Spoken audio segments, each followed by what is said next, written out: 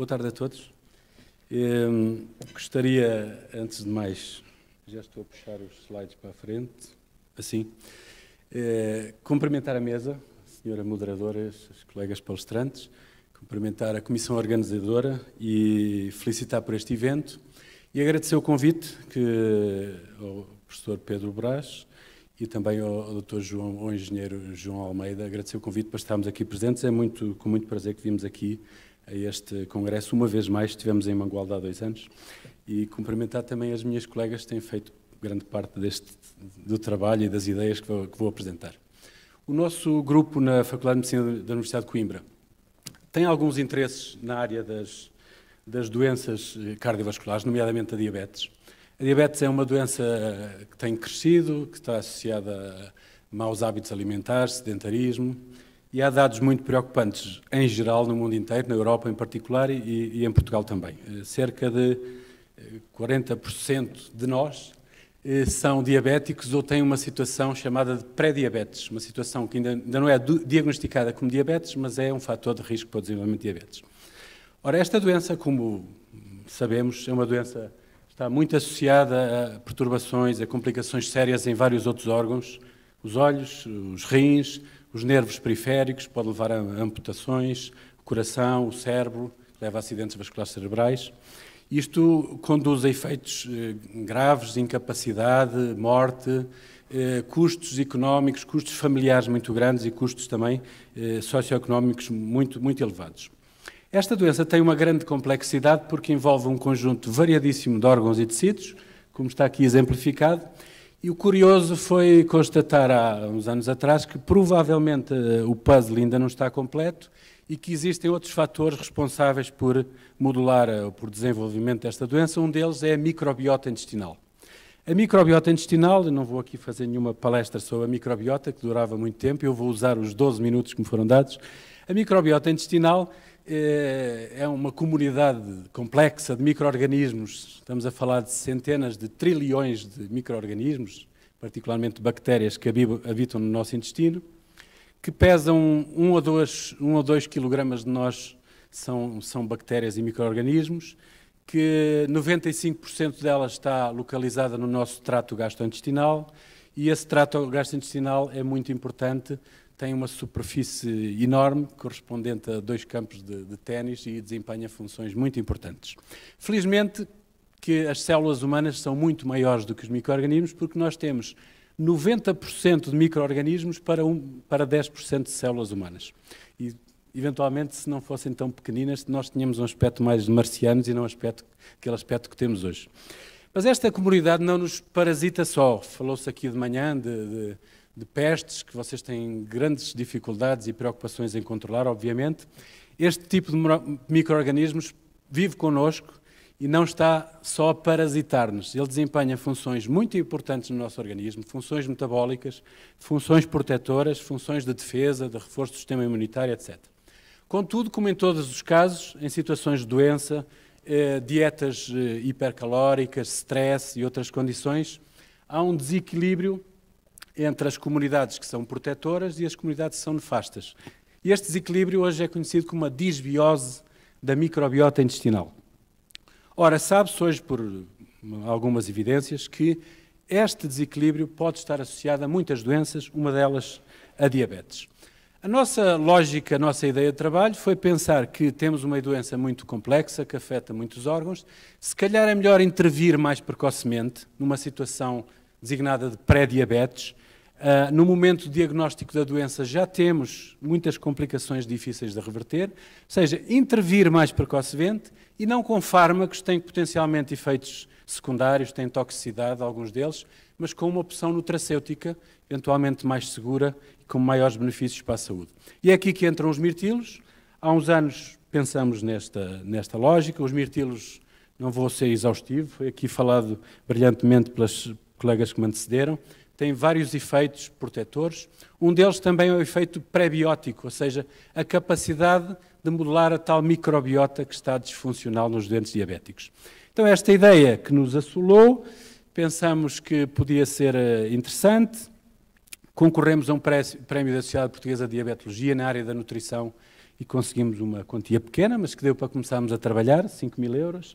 É importante começar a trabalhar para depois concorrer. Nós, como vocês, precisamos de dinheiro e andamos à procura dele e temos que ter boas ideias para arranjar dinheiro. Mais tarde, com aquilo que fizemos, conseguimos multiplicar estes 5.000 euros por 50 e foi bom. Neste momento estamos a estudar um projeto mais ambicioso que pretende estudar, de facto, se os mirtilos, fruto, têm potencial para intervir ao nível da microbiota e assim prevenir a diabetes. Temos como parceiros colegas da Escola Superior de Biotecnologia da Católica do Porto e temos também como parceiro estratégico a Coap. Aqui o agradecimento ao Sr. Engenheiro João Almeida e toda a sua equipa. Fomos então em peregrinação a Mangualde, à Coap, assim vestidos com estes trajes, muito bem, e pronto, apesar do frio que se fazia lá sentir, o entusiasmo das colaboradoras era enorme, como se consegue constatar, acho que fiquei sem microfone, o entusiasmo era enorme. Quando chegaram a Coimbra, com alguns quilos de mirtilos, continuaram super entusiasmadas, dividiram as porções. Nós temos que, como vocês sabem, proteger a capacidade antioxidante, então fazer unidoses. Esta variedade era a Aurora, a última que estudamos. E pronto, depois começa-se um processo de pesar o número de mirtilos, a quantidade de mirtilos que precisamos por dia, fazer o sumo com a casca, isso é importante para nós, e pronto, e dar aos ratinhos. Alguns animais são alimentados com uma dieta rica em gorduras, esta dieta que os torna pré-diabéticos, está aqui à direita, esta dieta verde, não sei como é que eles não enjoam isto rapidamente, mas comem e gostam, mas gostam muito mais dos mirtilos, e a Sara está ali atrás, teve a tarefa de lhes dar os mirtilos todos os dias e ficavam entusiasmados quando a viam, ou quando viam os mirtilos, não sei, mas penso que era quando a viam a ela. E pronto, temos aqui um protocolo em que alguns animais é induzida a pré-diabetes com essa dieta e parte deles tomam os mirtilos. Realizamos um conjunto de testes in vivo, controle da glicémia, a tolerância à glicose, a resistência à insulina, e depois um conjunto de testes no pós-mortem com os tecidos dos animais, mais a nível molecular, que eu não me vou estender muito. Basicamente, esta primeira parte, nós encontramos que os animais que tomavam os mirtilos tinham uma proteção da deposição lipídica no tecido adiposo, que é muito importante. Esta complicação da diabetes, a esteatose, a doença do fígado gordo não alcoólico, é muito importante, e isto estava associado à proteção das mitocôndrias. A mitocôndria é um organelo que produz energia, muito importante para as células. Há uma proteção dos mirtilos a este efeito, e depois também outro aspecto muito importante, que é a proteção da tolerância à glicose e da sensibilidade à insulina. Eu vou ser muito sucinto, não vos quero amassar, senão depois do pós-prandial e do excelente almoço estava tudo aí a dormir e não queremos. Muito sucinto para dizer que na diabetes, um dos aspectos, numa pessoa normal, esta hormona, a insulina, transporta a glicose que vem dos alimentos para dentro das células. Isto é muito importante porque a glicose é energia e nós precisamos dentro das células para os processos metabólicos da célula. Nos indivíduos diabéticos obesos, existe aqui um homem gordo e açucarado e adocicado, este sweet fat man, que impede que este processo ocorra. Ou seja, isto é a resistência à insulina, sobretudo associada aos diabéticos e aos obesos. O que nós constatamos até ao momento é que a toma dos mirtilos é um bloqueador para esta resistência à insulina, por mecanismos que nós vamos continuar a estudar, temos algumas ideias já, mas protege desta resistência à insulina. A glicose, em vez de se acumular fora das células, onde vai fazer toxicidade para um conjunto de tecidos, fica dentro das células. Ou seja, não temos hiperglicemia, não temos a pré-diabetes nem a diabetes, e agora vamos tentar estudar porquê. Obviamente que ficaríamos muito felizes se no futuro pudéssemos dizer que as pessoas com diabetes estão a viver melhor, e estão a viver mais e melhor, e que isso também se devia à toma de mirtilos. Esperemos um dia chegar lá. Para finalizar, a segunda parte é mais pequena, porque temos menos. O mirtilo não é só um fruto, como vocês sabem melhor do que nós, e viemos aqui aprender muita coisa com vocês também.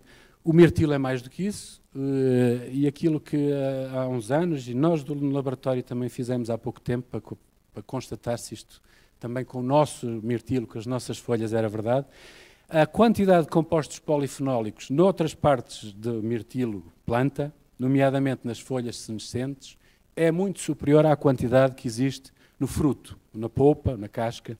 Isto é um aspecto muito importante, porquê?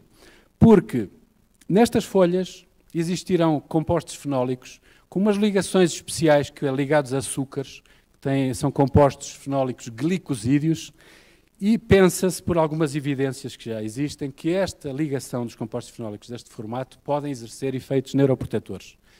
Vocês perguntarão, desde já, como algumas pessoas nos perguntaram por mail e por telefone, se deveriam tomar chás de manhã até à noite, todo dia a tomar chá, e nós dissemos, calma, isto é uma ideia, o chá aquece as folhas do mirtilo e essas ligações importantes para fazer neuroproteção são quebradas, ou seja, não é por se tomar o chazinho das folhas de mirtilo que este efeito que nós desejamos, há outros que são, seguramente lá estão, os antioxidantes, anti-inflamatórios, mas este efeito neuroprotetor que nós procuramos vai ser perdido. Ou seja, o chá não é a estratégia que nós queremos para combater as doenças neurodegenerativas. Então, qual é o nosso desafio maior nesta área? É tentar arranjar uma estratégia para libertar estes compostos ligados aos açúcares das folhas, que são muito rígidas, muito mais fixas, muito mais resistentes do que as células humanas, libertá-los para poderem fazer efeitos neuroprotetores. Então lembramos-nos onde é que vamos estudar isto, onde é que isto pode ter interesse. O nosso laboratório tem algumas pessoas com interesses em doenças do sistema nervoso central, uma delas é a esclerose múltipla. Qualquer um de nós aqui eventualmente conhece alguém que tem familiar, um amigo com a esclerose múltipla. É uma doença muito séria, é uma doença que aparece em pessoas novas, que tem uma evolução muito rápida, que promove uma grande capacidade de movimentos, etc. E nós resolvemos estudar esta doença. Convencemos aqui os big bosses, a senhora ministra, na altura era presidente da CCDRC, e o senhor vice-reitor, agora já é o reitor da Universidade de Coimbra, que esta ideia podia fazer sentido. Concorremos a um prémio, a um projeto Inove-C, e fomos bem sucedidos. Mais uma peregrinação, agora a Severo de Voga, que gentilmente a Mirtilusa nos cedeu as folhas, já tratadas, foi muito importante, e com as quais vamos tentar desenvolver o nosso trabalho. O projeto, por um certo aspecto sexy que tem associado às folhas e não ao fruto, e também por causa da grande complexidade associada a esta doença, despertou uma grande curiosidade logo que foi divulgado nos jornais e nas televisões. Nós ficamos muito contentes com isso, mas tivemos que dizer aos pais e aos familiares dos doentes que nós ainda não temos a solução milagrosa para a esclerose múltipla, que estamos a persegui-la, que já temos alguns dados interessantes que sugerem que é possível libertar esses compostos, e espero que, talvez para o ano, ou daqui a 2 anos, possa aqui estar para apresentar algo interessante nesse aspecto. Nós ficaríamos particularmente felizes. Uma palavra final para agradecer à equipa, nomeadamente às 2 meninas aqui faladas, a Sofia Viana Sária Nunes, que têm sido responsáveis por grande parte deste trabalho, e um agradecimento uma vez mais à organização, às pessoas que me convidaram. Parabéns pelo congresso e obrigado pela vossa atenção.